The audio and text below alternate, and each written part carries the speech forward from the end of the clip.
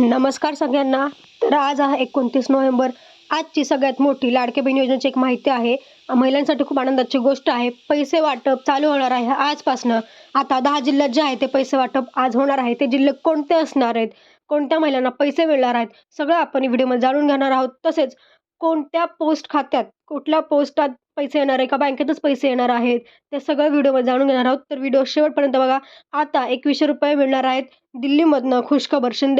एकनाथ शिंदे यांनी घोषणा केलेली आहे. ती घोषणा तुम्हाला मी सविस्तर सांगणार आहे. काय आहे तर महिलांनी आता रेडी राहा. तुम्हाला आजपासून पैसे यायला चालू होणार आहेत. तुम्हाला बँक खात्यावर लक्ष ठेवायचं तुमच्या आणि जर पोस्टाचं खातं असेल, तर त्यात पैसे येणार की नाही, की तुम्हाला बँकेतच पैसे येतील, ते आपण यात सविस्तर जाणून घेणार आहोत. तर व्हिडिओ शेवटपर्यंत बघा. कुठे स्किप करू नका बघा. तुम्हाला जर तुमचं पोस्टाचं खातं असेल, तुमच्या त्यात पैसे आले असेल, तुम्हाला पैसे येतील. पण आत्ता सध्या काय झालेलं आहे, की पोस्टाचं खातं असूनही काही-काही महिलांना बँकेत पैसे आलेले आहेत. ठीक आहे. म्हणजे बँकेतच पैसे आलेले आहेत. आणि तुमचं आधार लिंक असेल, तर त्याच बँकेत पैसे येतील. त्यामुळे पोस्टाचं खातं असूनही काही फायदा नाही आहे किंवा तुम्हाला जर त्यात पैसे आले नसतील, तर तुम्हाला बँकेत चेक करावे लागतील. तुम्हाला बँकेतच पैसे येणार आहेत. ठीक आहे. बघूया आपण सविस्तर माहिती काय आहे. बघा, एकनाथ शिंदे यांची मुख्यमंत्री माझी लाडकी बहीण योजनेसंदर्भात एक मोठी घोषणा झालेली आहे. पात्र महिलांना दरमहा ₹21 मिळणार आहे. त्यांनी घोषणा केलेली आहे, की माझ्या वचनेनुसार किंवा मी आश्वासन दिली होती त्याच्यानुसार तुम्हाला आता ₹2100 दरमहा ₹2100 तुम्हाला मी देणारच आहे.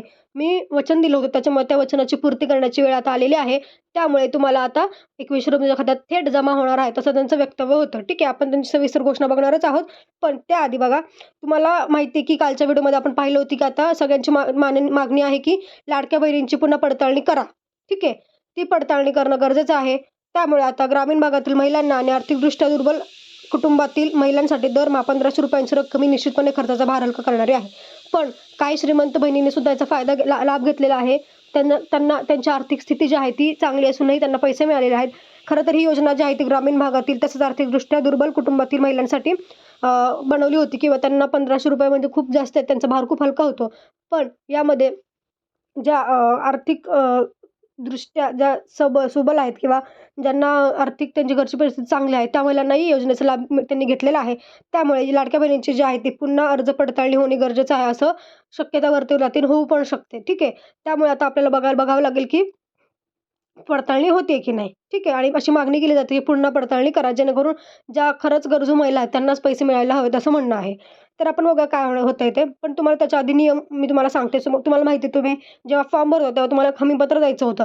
हमीपत्र डाउनलोड करायचं होतं, त्याच्यावर साईन करून आणि ह्या ज्या हमीपत्र ह्या ज्या घोषणा आहेत, काय म्हणतात आपण, हे जे नियम आहेत त्याला टिक करून तुम्हाला द्यायचं होतं.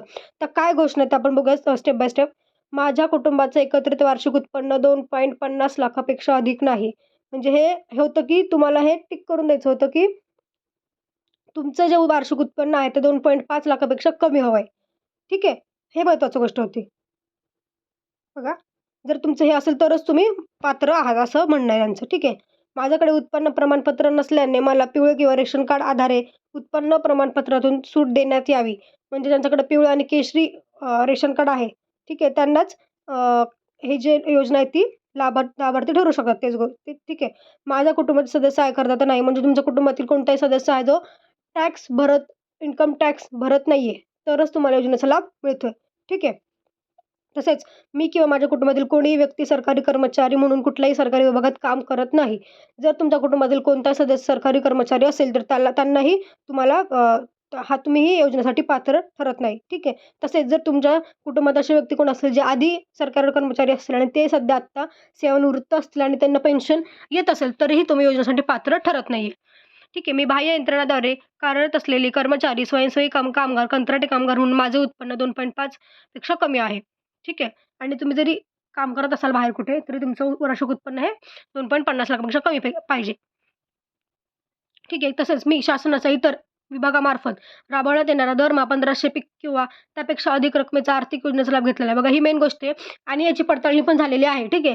तुम्ही याच्या आधी कोणत्याही राजकीय किंवा शासकीय योजनेचा लाभ जो आहे तो घेतला नसेल आणि त्यात घेतला असेल, तरी त्याचं जे लाभ आहे त्याचा 1500 पेक्षा जास्त नसायला हवं. आता बघा, तुम्हाला माहिती आहे, जेव्हा आपण लॉग इन करतो स्टेटस कसं चेक करायचं मी तुम्हाला सांगितलं एका व्हिडिओमध्ये, तो व्हिडिओ बघू शकता.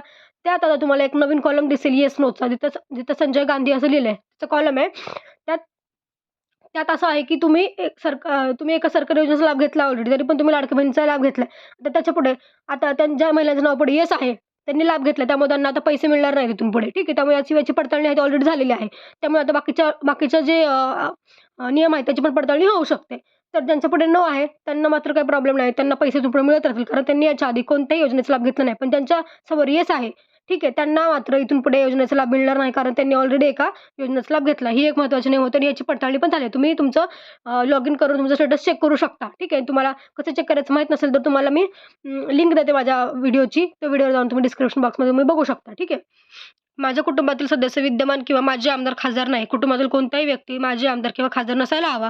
तरच माझी पण म्हणजे प्रेझेंट पण नसायला पाहिजे किंवा आत्ता सध्या असेल तरी पण नाही किंवा होऊन गेले असेल तरी पण नाही. माझ्या कुटुंबातील सदस्य भारत सरकार किंवा राज्य सरकारच्या बोर्ड, कॉर्पोरेशन बोर्ड उपक्रमाचे अध्यक्ष, उपाध्यक्ष, संचालक सदस्य नाहीत. ठीक आहे. माझ्याकडे किंवा माझ्या कुटुंबाच्या सदस्यांकडे नावावर 4 चाकी वाहन नोंदणीकृत नाही. बघा ज्यांच्याकडे 4 व्हीलर आहे, ट्रॅक्टर वगळून, ठीक आहे, 4 व्हीलर त्यांना पण मिळणार नाहीयेत पैसे. ठीक आहे. माझ्या कुटुंबात एकापेक्षा जास्त अविवाहित महिलांनी योजनेचा लाभ घेतला नाही. बघा ह्याचा एक नियम आहे की तुमच्या घरात जर कुटुंबात 2 व्यक्ती असतील तर त्यातल्या एकच विवाहित आणि एक अविवाहित असेल तर तुम्हाला लाभ मिळू शकतो. ठीक आहे. म्हणजे जसं की मुलगी आणि आई तिची ह्या दोघींना मिळू शकतो. पण दोन्ही जर मुली असतील अविवाहित तर एकापेक्षा जास्त अविवाहितला योजनेचा लाभ मिळू शकत नाही. तर हे जे नियम आहेत, हे नियम तुम्हाला पाळायला हवे होते किंवा पाळायला हवेत. कारण यातल्या ज्या काही नियम आहेत त्यांची पडताळणी ऑलरेडी झालेली आहे आणि काहींची होऊ शकते भविष्यात. त्यामुळे हे आम्ही पत्र त्यासाठीच दिलं होतं की तुम्हाला नियम वाचूनच तुम्हाला फॉर्म भरायचा होता. ठीक आहे. आता बघा शिंदे यांनी काय मोठी घोषणा केली आहे, महत्त्वाचं आहे. बघा काय मोठी घोषणा केलेली आहे. एकनाथ शिंदे यांनी निवडणुकीनंतर आपल्या भाषणात सांगितले, "हे सरकार महिलांच्या सक्षमीकरणासाठी कटिबद्ध आहे. मी सर्व लाडक्या बहिणींचे आभार मानतो आणि त्यांना दिलेल्या आश्वासनांची पूर्तता करण्याचा वचनबद्धपणे प्रयत्न करतो. आता पात्र महिलांना दरमहा ₹21 त्यांच्या बँक खात्यावर थेट जमा केले जातील," असं एकनाथ शिंदे म्हणाले. आता ₹21 तुमच्या खात्यात आजपासून येणारच आहेत. 10 जिल्ह्यात वाटप होणार आहे आज. तर तुम्हालाही पैसे आलेत का आज? येतील का? जर तुम्हाला कधी पैसे आले आजच्या दिवसात तर कमेंटमध्ये नक्की सांगा की तुम्हाला पैसे आलेत.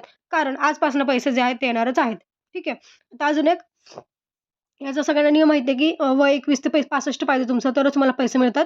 तसंच कुटुंबाचं वार्षिक उत्पन्न 2.5 लाखापेक्षा कमी असणे आणि महत्त्वाचं म्हणजे बँक खाते आधार कार्डशी लिंक असणं गरजेचं आहे. हे जर नसेल, ही जी महत्त्वाची गोष्ट आहे, ही खूप महत्त्वाची गोष्ट आहे की बँक खाते आधार कार्डशी लिंक असणं. त्याशिवाय तुमच्या खात्यात पैसे पडत नाही. तुमचा फॉर्म किती पण अप्रूव्हड असू द्या, किती पण काय असू द्या, पण तुमचं जर बँकला आधार कार्डच लिंक नसेल तर पैसे पडत नाहीत. ठीक आहे. आता बघा अर्ज प्रक्रिया. आता तुम्ही आत्ता पण अर्ज प्रक्रिया करू शकता. त्यासाठी तुम्हाला जवळच्या अंगणवाडी केंद्राशी संपर्क साधू शकता. सर्व आवश्यक कागदपत्रासह अर्ज सबमिट करा. अर्ज पात्र ठरल्यास महिलांना योजनेचा लाभ दिला जाईल. ठीक आहे. नवीन वाढीव रक्कम लवकरच खात्यात. पात्र महिलांच्या खात्यात नवीन वाढीव रक्कम लवकरच जमा केली जाईल. यासाठी अर्जदारांना आवश्यक कागदपत्रे अद्ययावत ठेवण्याचे आवाहन करण्यात आले आहे. अद्ययावत म्हणजे तुम्हाला तुमचे जे हे आहेत रेशन कार्ड, आधार कार्ड अपडेट करणं गरजेचं आहे. ठीक आहे. कारण हे अपडेट असणं गरजेचं आहे. तेव्हाच तुमच्या खात्यात जे आहेत ते पैसे येऊन जातील. तर आता महिलांनो तुम्हाला पैसे जे आहेत ते मिळणारच आहेत. त्यामुळे तुम्ही आता टेन्शन घेऊ नका. आजपासून पैसे वाटप चालू होणार आहे. थेट बँक खात्यात पैसे आहेत.